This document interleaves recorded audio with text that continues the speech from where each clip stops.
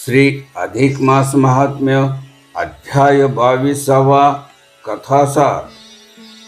प्राचीन काळी भारताच्या दक्षिणेस महिस्मृती नावाची प्रसिद्ध नगरी होती। तेथील लोक धर्माचे नित्य आचरण करीत, दान पुण्य करीत, विप्र वेदाध्ययन करीत। त्या नगरीत द्विजशर्मा नावाचा एक ब्राह्मण, त्याने अग्निहोत्राचे पठण करीत। त्याच्या पत्नीचे नाव भामिनी। तिच्या पोटी एकही संतान नव्हते। भिक्षा मागून ती उदरनिर्वाह करी। अतिथी आल्यास ती सन्मानाने भोजन घाली। कोणी एक ब्राह्मण पुत्र फिरत फिरत आला, त्याला भूक लागली होती। त्यास द्विजशर्मा भेटला। पांथस्थाने तीर्थभ्रमण करीत इथवर आल्याचे कथन केले। द्विजशर्माने पुत्र समजून घरी ठेवून घेतले। त्याचे नाव नारायण होते। पडेल ते काम तो करीत असे। त्या अग्निहोत्री ब्राह्मणास त्याचा सहवास सुखद वाटला। ब्राह्मणाची बायको म्हातारी होती। त्या पुण्यामुळे ती गर्भवासी झाली। ब्राह्मणास त्याचा अतिशय आनंद झाला। पुढे तिला पुत्ररत्न झाले, त्यामुळे विप्रास हर्षानंद झाला। आजवर पुत्रमुख बघवयास मिळाले नाही, म्हणून ब्राह्मणाने तो सुखसोहळा पार पडला। नारायण दारी बसून घराचे रक्षण करी। मी साहित्य आणवायस परगावी जातो, काळजीपूर्वक घराचे रक्षण कर, असे म्हणून ब्राह्मण निघून गेला। रात्र झाली। 2 वाजण्याची वेळ, पंचमीचा दिवस। पुत्राक्षर बघण्यासाठी सटवी चालून आली। बाळास बघून तात्काळ माघारी परतली। तिला नारायणाने बघितले। यावेळी तू कोण आलीस ते सांगितल्याशिवाय तुला मी जाऊ देणार नाही। तू पुण्यवान प्राणी आहेस म्हणून मी तुला दर्शन दिले। मी यक्षिणी देवी आहे, मला सर्वजण सटवी मानतात। ब्रह्माने मला वरदान दिले आहे। मी पुत्राक्षराचे निरीक्षण करते। बाळाचे काय अक्षर आहे? देवी म्हणाली, होणारे ते चुकत नाही, ते सर्व कोणीही टाळू शकत नाही। तो ब्राह्मण सटवीच्या पाया पडला। एवढे कृपा करून सांगा, धन्य धन्य यांच्या नशिबी नाही, कांतापुत्र देखील नाही। ताक विकून हा आपले पोट भरू शकेल, याचे आयुष्य पूर्ण 100 वर्षे आहे। नमस्कार करून ब्राह्मणाने तिची बोलवण केली। नारायण म्हणाला, देवा, तू ब्राह्मणाला कसला पुत्र दिलास? यापेक्षा तो नसलेला बरे। पुत्राचा जन्म सोहळा बघून किती हर्ष झाला होता त्या, म्हणून त्याने पुढे मौन पाळवायचे ठरविले। 12व्या दिवशी पुत्राचे नाव संभ्रम ठेवले। तो 5 वर्षाचा झाला। पुढे त्याच्या पत्नीस कन्यारत्न झाले।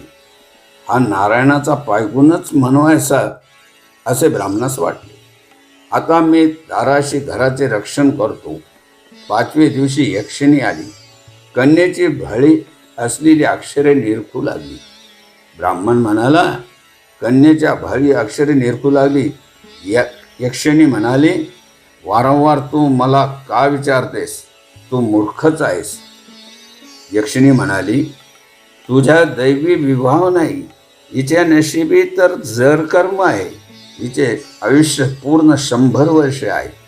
शरीरास कोणतीही रोगव्याधी नाही, असे बोलून यक्षिणी अंतर्धान पावली।